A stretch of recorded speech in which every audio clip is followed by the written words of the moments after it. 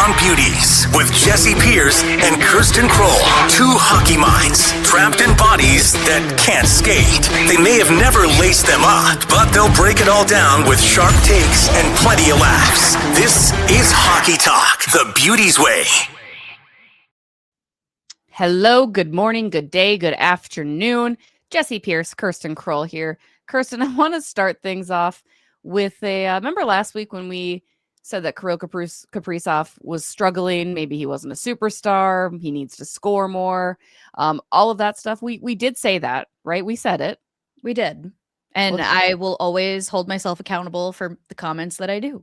So exactly. Yes, we we are holding ourselves accountable. So I want to kick it off with this clip from Mr. Kirill Kaprizov post-game Saturday night. Oh, you tell me I don't score goals.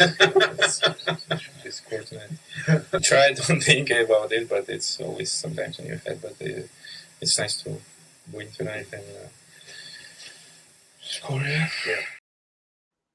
For those that maybe couldn't understand through the heavy Russian accent, Kirill Kaprizov said, "You tell me I don't score goals, so I scored tonight." And he did indeed score in that victory on Saturday night. Kirill actually does, and we've always given him his flowers still. He hasn't been bad necessarily in this scoreless streak, but he does have a multi-point game in 5 consecutive games, 3 goals, 9 assists. He scored his 213th goal and needs just 6 to tie Marian Gaborik for most in franchise history, and is currently tied with Mr. Matthew Boldy, who is back in action for 5th in the league with 28 goals.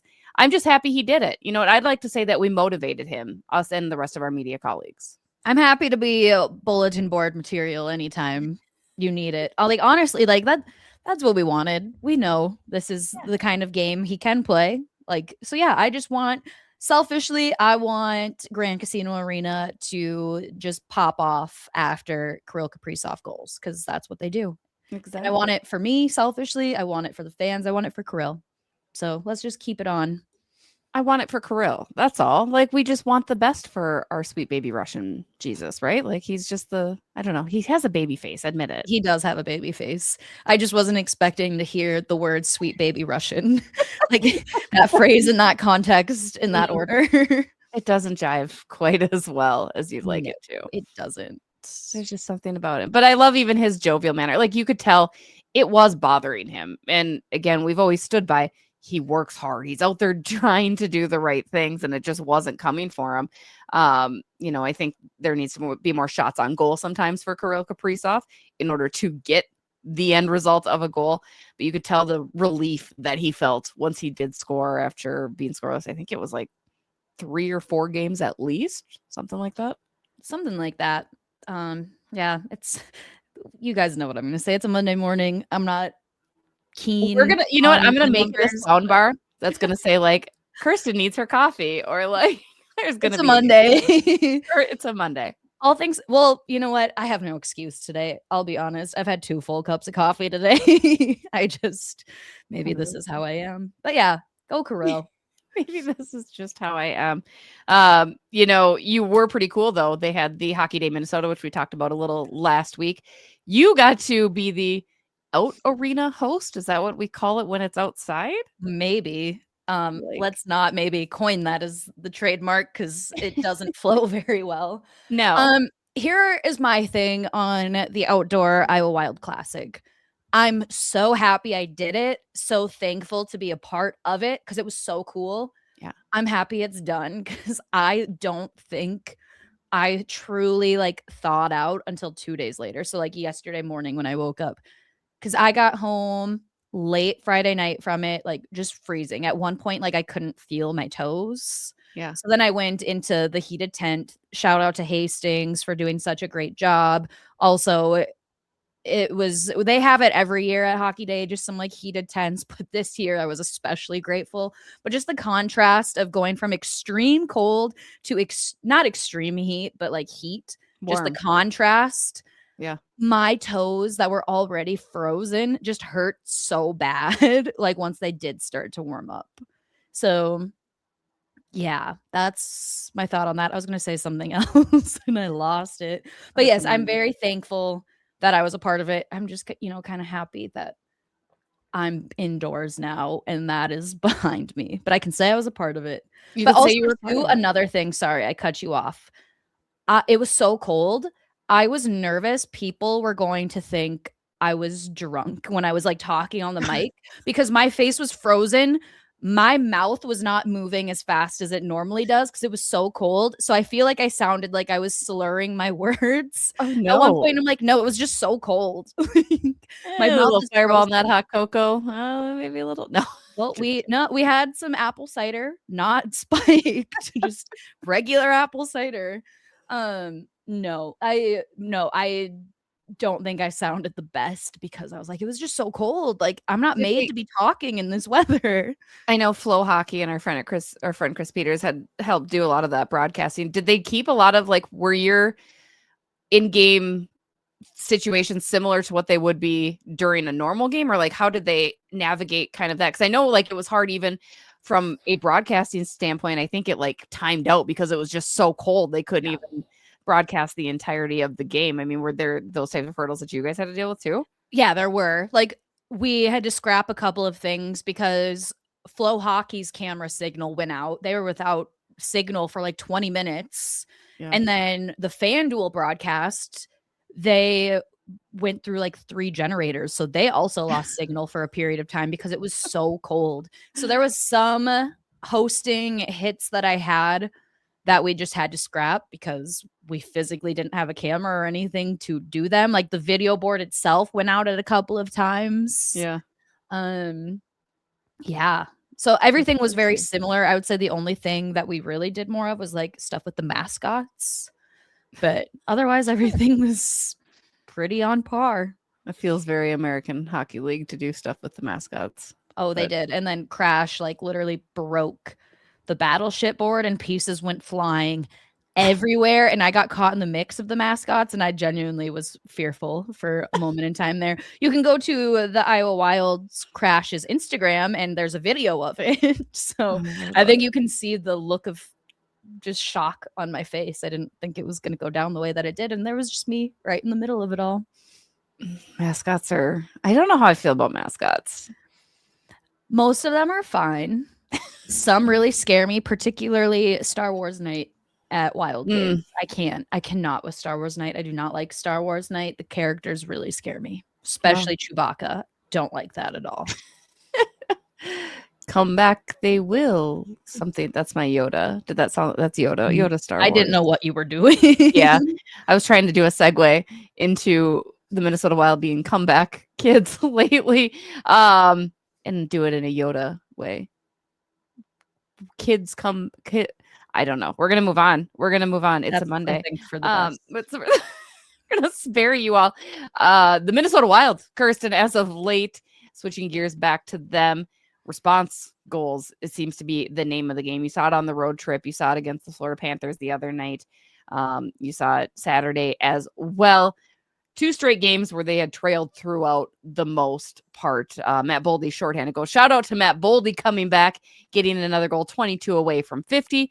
3 shorties on the year too. Love that. But no, in general, they've been trailing, but their responses are really quick and they answer those goals a lot. And I kind of dig it. Like, it's not usually you'd say like this isn't sustainable, especially because during November you saw them not have not trail for like game upon game, period upon period, and now it's kind of switched, but it seems to be a good balance for them, if any of that makes sense. Yeah, I think it does. I just, this is my gripe, and it's my gripe always. And this year, I think I've taken a personal vendetta against it because it's always been a thing, but this year more so than anything. I would love for our guys to get the lead and maintain the lead and not let the other team creep back in and force overtime. Yeah, I get it. To add insult to injury, there was 5 hockey games this week that I worked. 4 in a row went to overtime. The Wild, the Frost, and then the Iowa Wild went to overtime, followed by the Minnesota Wild once again. So 4 out of the 5 games that I worked back to back all went to overtime. I think overtime is my enemy. Maybe you're the problem. I don't think it's me. I think it's probably you. I don't think so. Let's just keep a lead. Let's get this overtime thing out of the way. From a writer's standpoint and somebody who has to file at the buzzer so I can get my butt down to the locker rooms before they open, especially when teams are on back to back like the Panthers were the other night, and I'm always terrified I'm going to miss somebody. Like I'm not going to get into the room. Like I had to get Brad Marchand, right? Because he scored the winner, he's returned from injury, blah blah blah. So I'm on edge, and I've got 2 stories written. I've realized though I prefer having a shootout in those situations from a file at deadline or file at the buzzer standpoint, because I don't necessarily need to have the game-winning goal description in there too, right? Which is easy, but it's also not, because I literally have to be like, okay, what happened, what time, because those guys leave the ice immediately, right? And then the rooms can open as quickly as they're out there. So I'm just like, it's a lot of pressure for me, and making sure the correct, and then I'm always fearful that I'm going to send in the wrong story. Like I'm going to send in the Wild one and they didn't win. It's because it's a very different writing, but I would agree.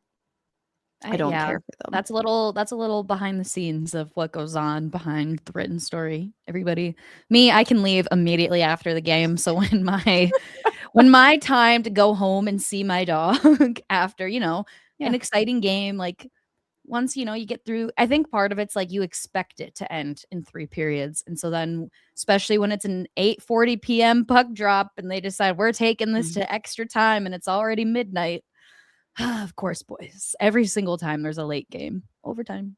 I didn't even make it to the Skyway either Thursday or Saturday night because they closed the Skyway at midnight. So it was negative degrees and we have to walk out. Us gals, I walked out with Sarah McClellan of the Star Tribune and Heather Rule because we were all like, let's stick together because it's freezing and we don't have the Skyway lighting us up. But yeah, I wanted to bring that up. The last thing I want to bring up before we get into some cues, you guys, because again, tons of great questions still to get to. Got to give another shout out to Quinn Hughes. Quinn Hughes plays for the Minnesota Wild, and I am so freaking happy that he does because he's even better than I think any of us anticipated. And I could say this every week. I probably will. I will say Quinn Hughes is the best thing to ever happen to the Minnesota Wild. Probably even better than Kirill Kaprizov. He is allowing the team to be even better than we imagined. I mean, he extended his point streak to 1 goal, 8 assists, to 5 games where he has 1 goal, 8 assists. He is tied with Lane Hudson for most in the NHL by defensemen with 44 assists this year. This man, Kirsten, is on pace for 98 points if he had played his entire season with the Minnesota Wild. He had 4 minutes and 4 seconds of possession time, according to Megan Chayka and her stats, which is incredible. Like, take a minute to think about that. Like, this man, he's not only on the ice doing things and creating, but the amount of time he has the puck during his elongated shifts. I mean, it's absolutely freaking incredible. And Quinn Hughes recognizes it too, because again, I will always call him Quinn Hughes, not just Quinn. It's Quinn Hughes. I believe he told Gorgie and Audra Martin either Thursday or Saturday, I've never had as many grade A opportunities in my entire life that I do for the Minnesota Wild. So he's respecting what they're bringing him, but my God, he's just so freaking good. Like, the respect he's demanding people have for the Minnesota Wild now is a new level. Well, and it always too, just even like the off ice persona, like I feel it's been so just interesting to just observe him from like it sounds really weird the way I'm wording it, but like just like kind of witnessing him like as a member of this team, like he is like a bona fide superstar. Like everyone across the league knows who Quinn Hughes is, but then he just walks into the arena like very calm, chill persona. He's like, I am just who I am, like just does what he does, and so nonchalant about it, I think, is just what I'm trying to say. Like, he's quiet, he's reserved, he comes in, does his job, and exceeds all expectations with what he does. So I think it just adds, I don't even know what I'm trying to say. I don't know. There's just something about it. He's very he's nonchalant off the ice as effortlessly as he is on the ice, right? Yes, like I think I brought that up to John Hines too. And it's funny because even in speaking and visiting locker rooms, right, with different guys like Matthew Tkachuk, who their family is very close with the Hugheses and obviously their Team USA teammates, And Kachuk is like, he's just this whole other level of a player. He's like, it sucks for me when I'm a right wing and he's a left-sided defenseman because I'm going against him. And he's like, he is just so effortless in his zone entries and his edge work and his skating. And it's just like, it's magical to watch. And again, the respect that other teams now have for the Minnesota Wild, I think it was building in November prior to Quinn Hughes. Like opposite coaches would be like, that's a really good team over there. We got to look out for this. And now it's like, they don't even have to be prompted or asked about how good the Wild are. They're just giving it like, that's a really good team over there. They've got 2 solid lines. They've got Quinn Hughes on the back. Like, it's just, it's incredible. And you're right. Like, he does it with such ease, and to have that high end of talent here at his age, I mean, it reiterates, like, this trade was a huge win. I mean, yes, it really is solidified with a conference final run or a true cup run, but right now, even we're in the midst of this, it's knocked it out of the park. It has. And this is, I think, and it's not a fully formulated thought, but I mean, you just look at the moves in Minnesota Wild history. Like, there's 3 that it comes down to without any argument. You could maybe argue the order, but obviously signing Suter and Parise when they did to the contract they did to the Wild, signing Kirill Kaprizov to the 8-year extension, followed by acquiring Quinn Hughes. Yeah. Like, those are the 3 biggest things. You can argue the order, but it's like, I think Quinn is more humble. Or Kirill was too, don't get me wrong. Kirill was humble, but I think the team just obviously, like, everyone's so proud of Kirill here in Minnesota that it was big. And everyone's still excited about Quinn, but he just kind of came in and was more under the radar on a personal note for him. Right. As I think the other situations have been. And it's funny because I think he told us, give us 8, 9 games together, give us 10 games. And we were all like, oh no, you're already really good, man. Like, he was great from the get. But now looking and seeing where we are 10 games in, 13 games in, right? Like, I'm like, you were right. Like, there was even this next level. Like, it's absolutely incredible. So yes, the Minnesota Wild still definitely need that piece, but all that Quinn Hughes has brought for this team, it's exceptional. It's so exceptional to watch. Not to mention, that's just even from a wins and losses standpoint, the fan base, right? Like, we talk about that every week. And even Quinn still remains to be very taken aback at just the rabid love for this man. Yeah. Well, even too, like, think of how many just kind of casual hockey fans from around the league are now watching the Wild, even diehard fans that didn't, franchise kind of not the franchise being a joke, but the joke of the franchise, like, oh, bounce in the first round, or the Wild, like those kinds of things. Like, people that had previously said that now are like, the Wild are fun to watch. Like, this team is legit. Like, the whole narrative has shifted. And then, I mean, there's hockey fans and there's Quinn Hughes fans. I think the Wild have adopted the casual fans, and then the fans that are just strictly Quinn Hughes fans now have come in and have become Wild fans in turn. So it's been fun. Welcome. We're happy you're here.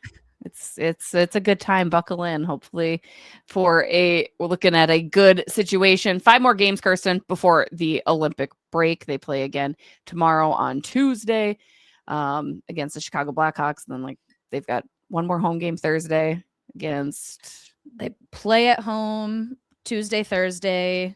They're in Edmonton Saturday. Tuesday we played Chicago. Chicago's Tuesday.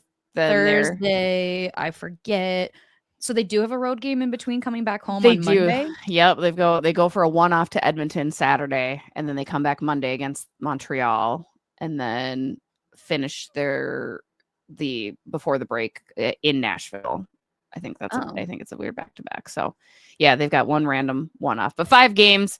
It's funny. Something I hadn't considered until I was chatting with Kachuk was, it's hard for players right now to focus on their team, right? Like, there's so much excitement. I mean, even me, I was talking with Kachuk about Team USA stuff, right? Like, I wasn't talking, and he had a game that night. It was game day. So I felt weird, but he was like, no, it's getting really exciting. He's like, of course, our focus is on our team. So I have to imagine Boldy and Faber and even Gus and Velstead and Eck, like, it's going to be interesting to get through these next few games, because you are looking forward to getting with your countrymen and your teammates, right? And you're looking forward to the Olympics. There's been just this hype surrounding it since teams started getting announced and named even back in the summer. How do you think they navigate that? Like, how important is it going to be for them to navigate it? Because points are still at a premium right now. For sure. I mean, I know for me, like when I'm excited about something, it's really hard to like focus on like the days ahead of you. Yeah. So I think it's just kind of that mental challenge right now, like still staying focused, like day at a time, like what you have on your plate today. But it would be really hard for me to not, my mind would wander and I'd be like, okay, but this is going to be so fun and exciting and I can't wait. Especially too, when you bring in the aspect, like, especially these European players, Yeah. like getting back overseas and just being with their group or even being back in Europe, which they haven't been since the off season. So there's that added layer, being closer to like their families. So just a lot of excitement. It would be very hard for me to be like, we have a game today. I need to focus on this shift. But I'm going to Italy for 2 weeks. Exactly. Like, what am I going to pack for Italy? That would be me.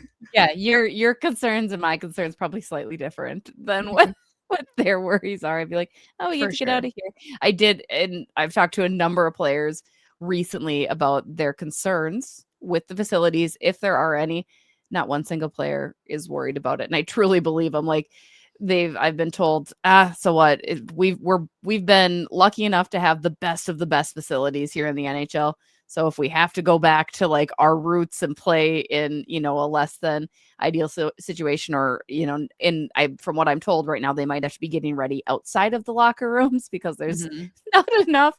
They don't seem to care. Like they're just very excited, which I get. It's interesting, right? But I didn't hear the locker room aspect. Locker rooms are in tough shape. Locker rooms, they might have to do, and I've only seen it during COVID, in fact, when they had to have like separations where players literally changed outside of the dressing rooms and then like kind of went in to like they would change kind of in the lobby area and stuff like that. So I'm like, or get ready in the lobby area because they weren't big enough in the dressing room. I'm just confused on, they had so much time to build and get the facilities ready. I'm just confused with what went wrong.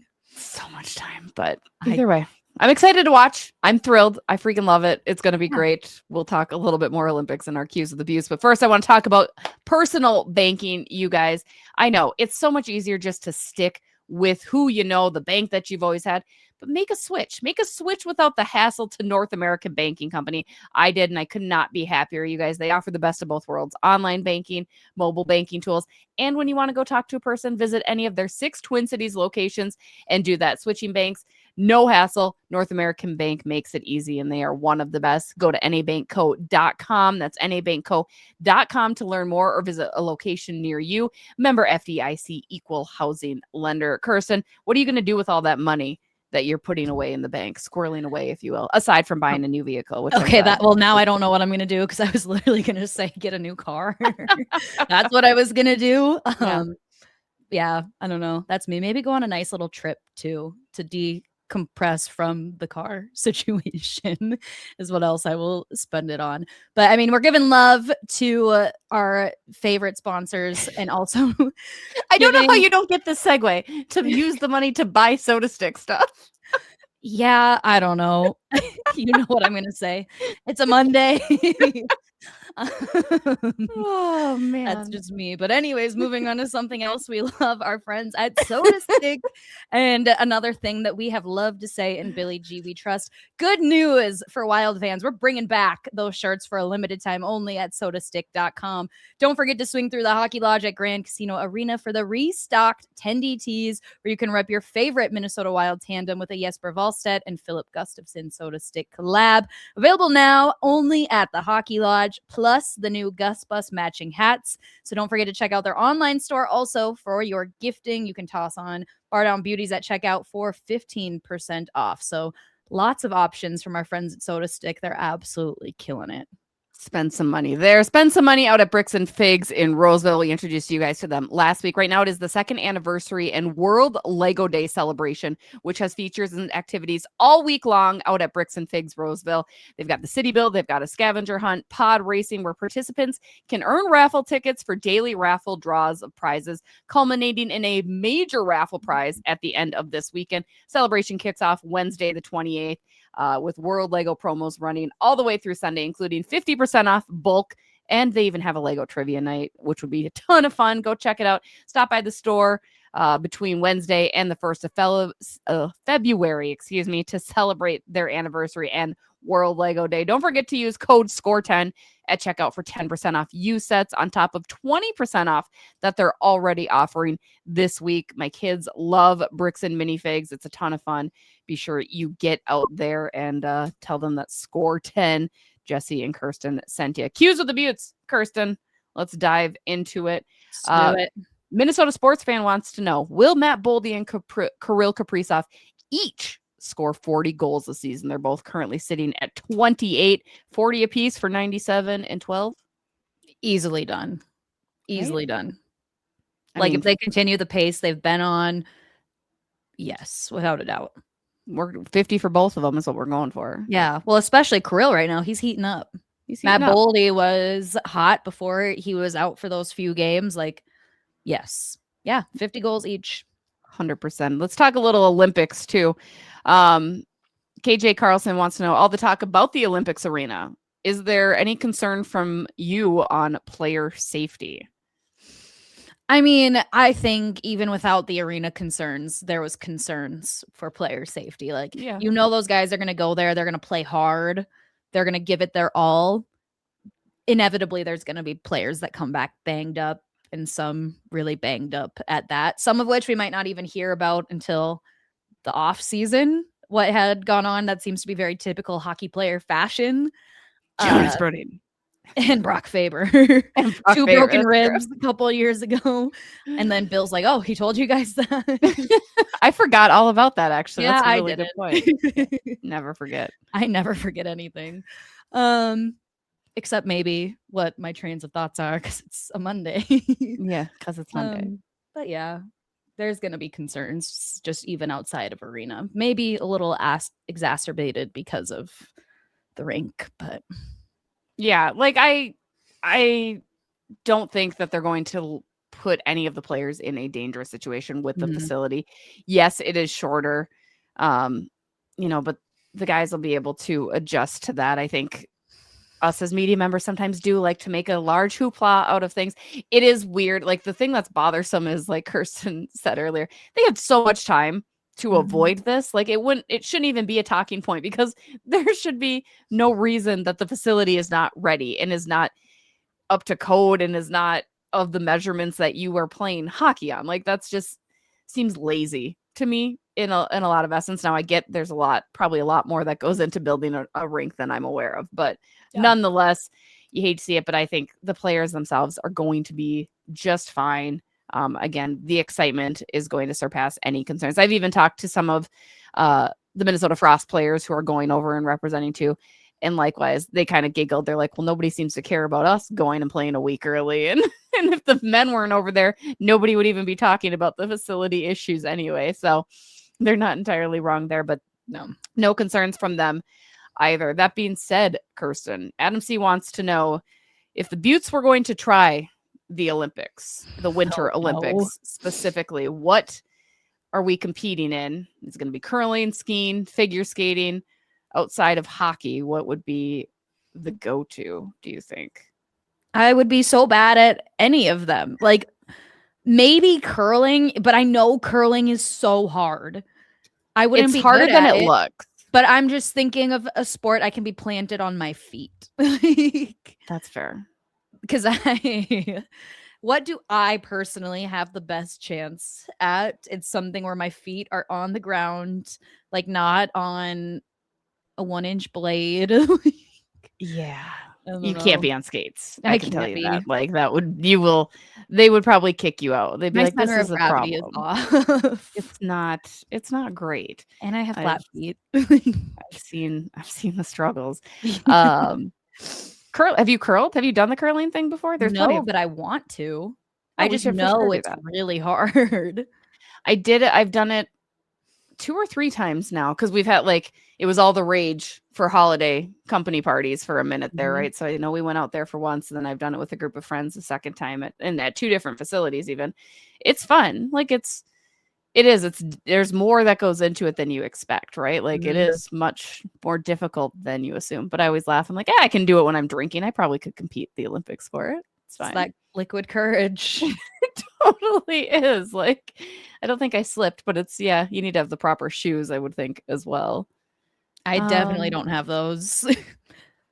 is there is that the Summer Olympics that they have break dancing or like the Oh weird my gosh, I think dancing? that was a one-off. I think I had heard after the last Olympics, Summer Olympics, they were not bringing breakdancing back. Oh, And come also, on.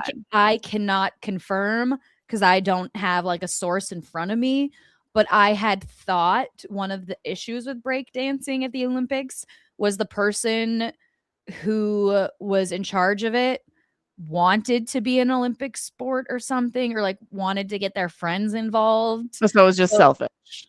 yes, correct. So there was some, and I'm not even probably quoting the situation correct. So I am take this with a grain of salt as you will. Please, maybe me bringing up this discourse, go do your own research on it. But there was something to where the committee that was in charge of breakdancing or something, they just wanted to be a part of it or like brought their friends in or You know something. what? I love that move. That's a power move, right? It's like, you know what? I love this and I want to do this. So I have the But also, power I to think do it it. was very evident when you were watching. Yeesh, not ideal. I'd bobsled. I would love to try a bobsled. I know it's again, it's another one that's way harder than Cool Runnings even made it seem, but I love that movie. Jamaica, we got a bobsled team. So good. Great Too movie. fast, too scary. It seems like a roller coaster to See me, this and I do not do roller coasters. the skeleton looks terrifying, right? Nope. That's where you've got Nope. nothing around you. But yeah, the bobsled, sign me up. I'd feel the rhythm, feel the rhyme. No. Let's go. It's bobsled. You've never seen Cool Runnings, have you? Nope. Good Lord. You shouldn't be surprised. There's so much Honestly, in a wrong with that. perfect world, because I just think snowboarders are so cool. I would want to be in snowboarding. Have you snowboarded?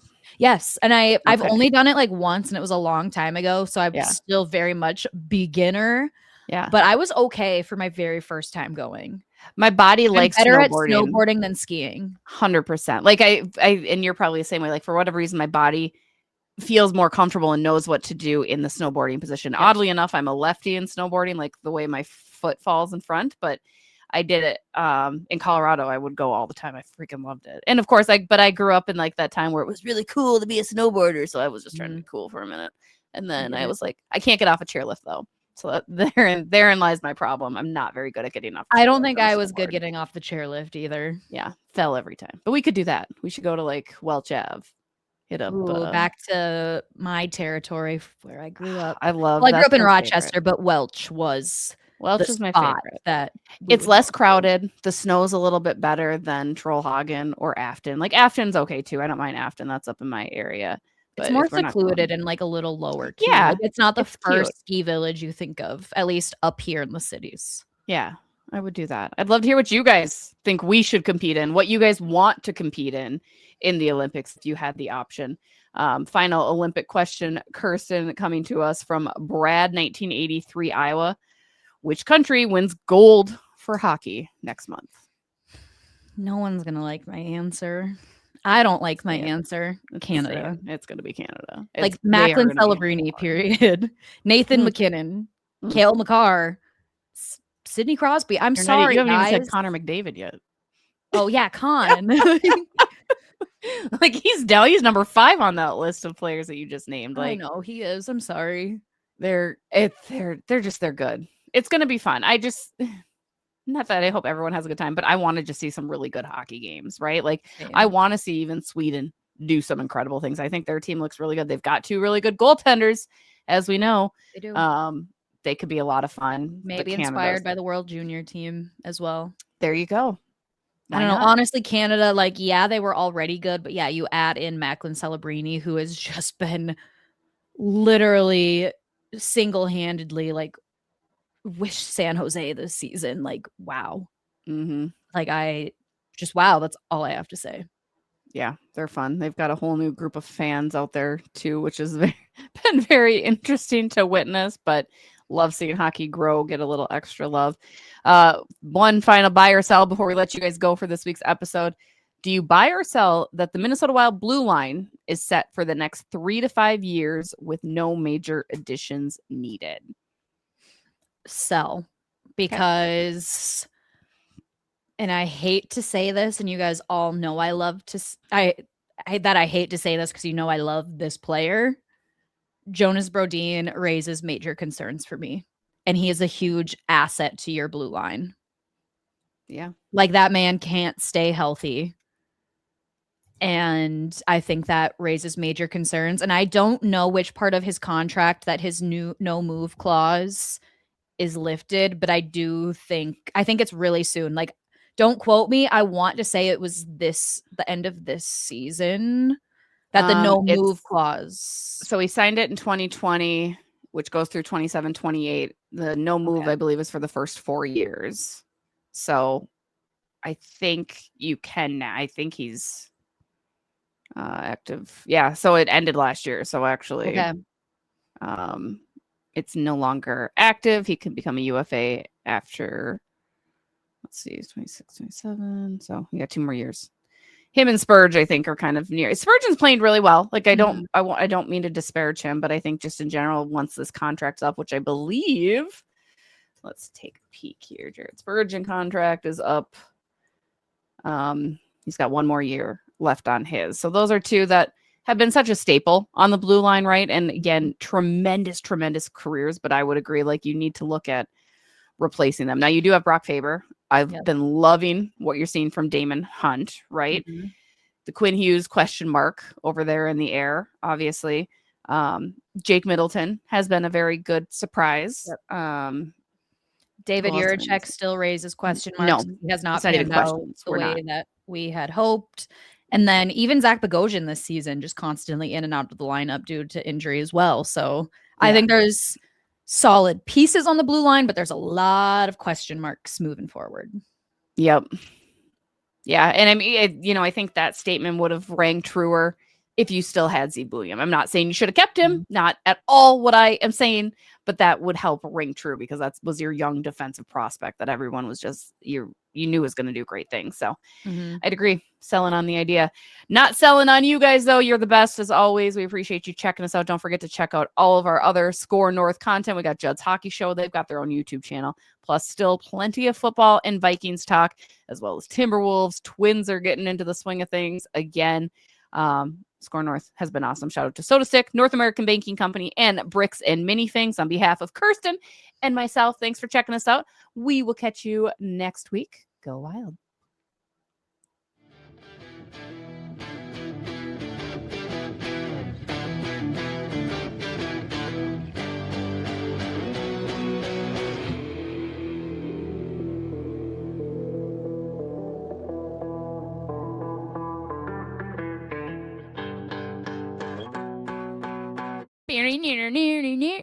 Near.